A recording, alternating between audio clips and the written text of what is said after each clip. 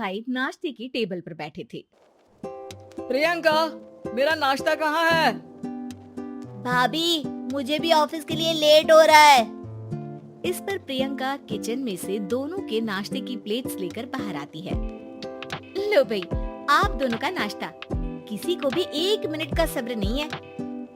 ये प्रियंका का ससुराल है, जहाँ कोई औरत ना होने की वजह से शादी वाले दिन से ही घर के साथ दोनों भाइयों की जिम्मेदारियां प्रियंका संभाल लेती है। दोनों भाई शांति से नाश्ता कर रहे होते हैं कि अंकुश अपने भाई की प्लेट से पराठे का एक टुकड़ा उठा लेता है।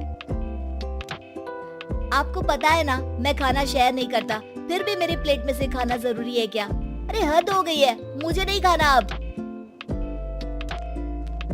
अंकुर गुस्से में नाश्ता छोड़कर टेबल से उठ खड़ा होता है।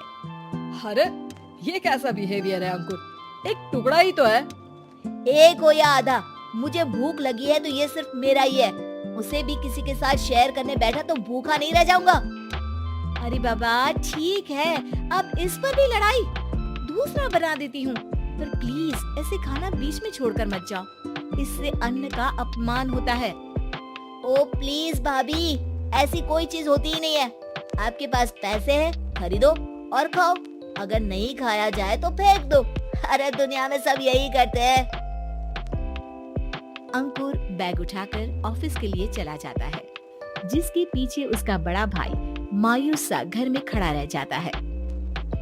जिसने बचपन से सोने की चम्मच में खाया हो, उसे दुनिया के बारे में क्या पता होगा। वैसे गलती तो हमारी ही है। अगर कभी बचपन में ही सही गलत का फर्क सिखाया होता तो आज ये हाल नहीं होते। आप फिक्र क्यों करते हैं जी? भगवान है, वो जो भी करता है सबकी भलाई के लिए ही करता है, और जब वो चाहेंगे तो अपनी तरह से अंकुर भैया को भी सब कुछ सिखा देंगे।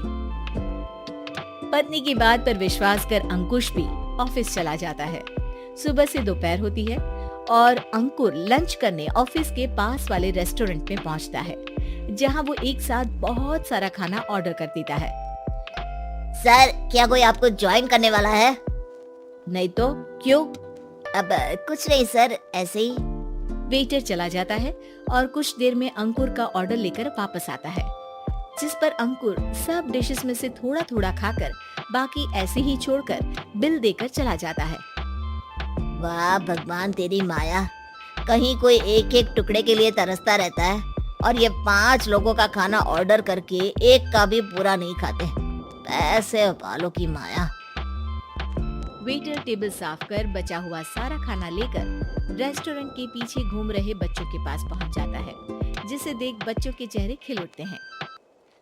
वाह, आज इतना सारा खाना आया। थैंक यू भैया, भगवान आपको खाने की फैक्ट्री बना दे। अगर ये फैक्ट्री मेरी होती तो तुम लोगों को कभी किसी का झूठा बचा हुआ खाना नहीं खाना पड़ता। चलो तुम लोग खाओ, पर ध्यान रखो किसी को पता ना चले, नहीं तो मेरी नौकरी चली जाएगी। इसी के साथ दिन बीतता है और रात को दोनों भाई एक साथ घर पहुंचते हैं। कुछ देर में सब डिनर करने बैठते हैं, जहां अंकुश अंकुर को समझाने की कोशिश करता है। अंकुर, अगर हमें लाइफ में सब कुछ मिला है, इसका ये मतलब नहीं कि तुम उसका गलत फायदा उठाओ, बल्कि तुम्हें उसकी मदद से दूसरों को भी मदद करनी चाहिए। भैया, जिनके पास नहीं है उनकी वजह मैं तो नहीं ना, और ऐसे बहुत लोग हैं जिनके पास सब कुछ है। इसलिए अगर मैं एक इंसान कुछ नहीं करूँगा तो कोई फर्क नहीं पड़ने वाला। तुम्हारे भैया बस एक चीज समझाना चाहते हैं कि जिस चीज की हमारे पास कमी नहीं है, उसे बर्बाद करने से अच्छा है कि लोगों के साथ शेयर करें। इससे हम सिर्फ सामान नहीं, खुशियाँ भी बांटते हैं, और इसमें तुम्हारा ज्यादा कुछ तो जाएगा नहीं। भैया भाभी की बात सुन अंकुर कुछ बोले बिना उठकर चला जाता है। इसी तरह दिन बीतते रहते हैं, जिसमें अंकुश और प्रियंका कोशिश तो बहुत करते हैं, पर अंकुर पर किसी भी चीज का कोई असर नहीं पड़ता। एक दोपहर अंकुर सैंडविच खाते हुए सड़क के किनारे चल रहा होता है। तभी उसकी नजर आइसक्रीम वाले पर पड़ती है और वो सैंडविच सड़क किनारे फेंक आइसक्रीम खरीदने पहुंच जाता है। अब इसे कहते हैं जिंदगी का सुख। जैसे ही अंकुर आइसक्रीम लेकर पीछे मुड़ता है तो एक आदमी को सड़क से वही सैंडविच उठाते हुए देखता है।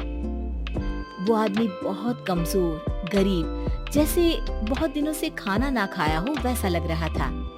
अंकुर उसके पास जाकर खड़ा हो जाता है। उसे देखकर आदमी सैंडविच अंकुर की तरफ कर देता है।